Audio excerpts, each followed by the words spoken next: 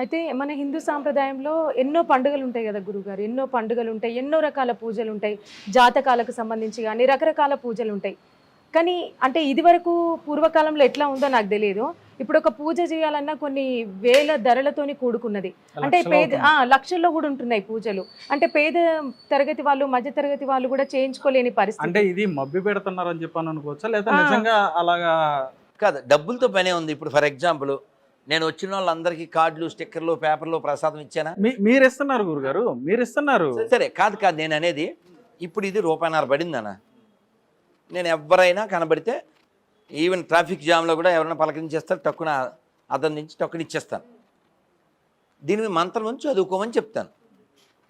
వాస్తవానికి ఇది ₹1,00,00,000 వాల్యూ. ఎందుకంటే మంత్రం 10 కోట్ల వాల్యూ, 100 కోట్ల వాల్యూ. ఆ మంత్రం జపం చేస్తే చాలు. ఇది నా మాటలు కాదు సుమా. నిధి చాలా సుఖమా, రాముని సన్నిధి సేవ సుఖమా. ఎవరిది మాట? త్యాగరాజ స్వామి వారు. నిధి సుఖమా, రాముని సన్నిధి సేవ సుఖమా అన్నారు.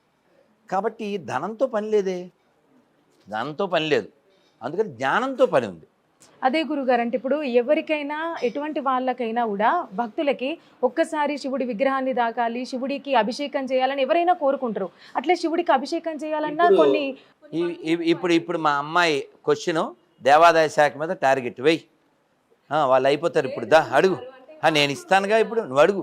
అంటే ప్రతి ఆయన కాదు అడగనే, తను అడగ, నువ్వు అడుగు నాన్న ప్లీజ్, నువ్వు అడుగు, నేను అడుగుతా. గురుగారు, అంటే ఇప్పుడు ఒక బట్టి నీళ్లతో అభిషేకం చేయాలన్నా ఒక ధర, అంటే ఈ పంచామృతాలతో అభిషేకం చేయాలన్నా ఒక ధర, దేవుడి దగ్గర బొట్టు కావాలన్నా డబ్బులు అడుగుతున్నారు. అంటే ఇప్పుడు మాలాంటి సాధారణ జనాలకు కావాలనిపిస్తుంది కదా, తప్పు లేదు కదా, మరి ఎందుకు అట్లా? ఎవరి చేతిలో ఉంది దేవాదాయ శాఖ? గవర్నమెంట్. అదన్నమాట. ఎవరిని క్వశ్చన్ చేయాలి? గవర్నమెంట్ కదా. అంటే మీరేమన్నా ఎన్నిసార్లు అడిగాం మనం? ఎన్నిసార్లు అడిగాం? తిరుమలలో ఎంత ఫైట్ చేసాం మనం? నిన్న కూడా చెప్పాను, ఇవాళ కూడా చెప్తా. వాడు టీటీడీ టెంపుల్ చైర్మన్ కానీ, ఏ టెంపుల్ చైర్మన్ కానీ, ఈఓ కానీ, వాళ్ళంతా పనోళ్ళు. We are the owners, we are the donors, they are the cleaners, they must have the manners. కానీ దరిద్రం ఏంటి తెలుసా? వాడు బాస్లా ఫీల్ అవుతాడు. వాడు బతికేది ఎవరి మీద? మనం ఉండిలో డబ్బులు ఎత్తే. గవర్నమెంట్ బతికేది ఎవరి మీద? మన ఉండిలో డబ్బులతో. మీకు గుర్తుందా? యాదాద్రి టెంపుల్ మేము కట్టించినాం అన్నాడా కేటీఆర్? ఎవరు పైసలు తీసుకొచ్చి? జనాలు. ఫామ్ హౌసా? హుండీలో హిందువులు వేసిన పైసలతో. మేము చాలా ముందు చూపుతో పనిచేస్తాము, అందుకే యాదాద్రి గుడి మీద రోజు ₹1,00,00,000 సంపాదిస్తున్నాం. అంటే హిందూ దేవాలయాలు దేనికి ఎర్నింగ్. మనకొక్క శ్లోకం రాదు, జై శ్రీరామ్ అనేటి వాళ్ళని మనం విమర్శించేది. ఇట్లుంది, అవునా? వాడు రాముల వారిని అంబేద్కర్ ఏదో లాక్కెళ్తున్నట్టు కార్టూన్ వేశాడు కదా, వాడు మరి మిగిలిన వాటి మీద అలా చేస్తాడా? మునావర్ ఫారూక్ అనే అతను వచ్చి రాముల వారిని, సీతమ్మ వారిని అవమానిస్తూ షో చేస్తే, అతన్ని ఇక్కడ తీసుకొచ్చి అతనితో ఇక్కడ షో పెట్టించి దాన్ని వ్యతిరేకిస్తే కేసులు పెట్టించి షోని షోలా చూడాలి అని షో చేశాడు రాముడి పేరు పెట్టుకుని.